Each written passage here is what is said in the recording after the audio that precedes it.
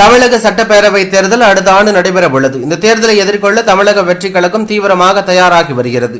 தமிழகம் முழுவதும் சுற்றுப்பயணம் மேற்கொள்ளும் வகையில் திட்டங்களை விஜய் ஆலோசித்து வருகிறார். ஒவ்வொரு மாவட்டத்திற்கும் நேரடியாக சென்று மக்களை சந்திக்க திட்டம் தீட்டியுள்ளார். இந்த நிலையில் தமிழக வெற்றி கழகத்தின் முதல் ஆண்டை சிறப்பாக கொண்டாடிய நிலையில் தற்போது தமிழக வெற்றி கழகத்தின் முதலாவது பொதுக்குழு கூட்டமானது இன்று நடைபெற்றுள்ளது.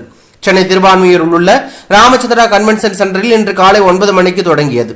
இதனிடையில் இந்த பொதுக்குழு கூட்டத்தில் சட்டப்பேரவை தேர்தலை கூட்டணி அமைத்து போட்டியிடுவதா அல்லது தனித்து போட்டியிடுவதா என்பது குறித்து விவாதிக்கப்பட உள்ளதாகவும் கூறப்படுகிறது.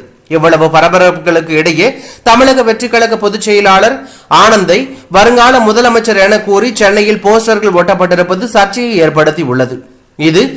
அந்த போஸ்டரில் மாண்புமிகு தளபதி அவர்களை பொதுக்குழுவிற்கு அழைத்து வரும் தளபதி நெஞ்சில் கூடியிருக்கும் எங்களின் அரசியல் ஆசான் தமிழக வெற்றி கழக பொதுச் செயலாளர் வருங்கால தமிழக முதலமைச்சர் வருக வருக என குறிப்பிட்டு அன்புடன் சென்னை புறநகர் மாவட்ட செயலாளர் ECR சரவணன் என குறிப்பிடப்பட்டுள்ளது.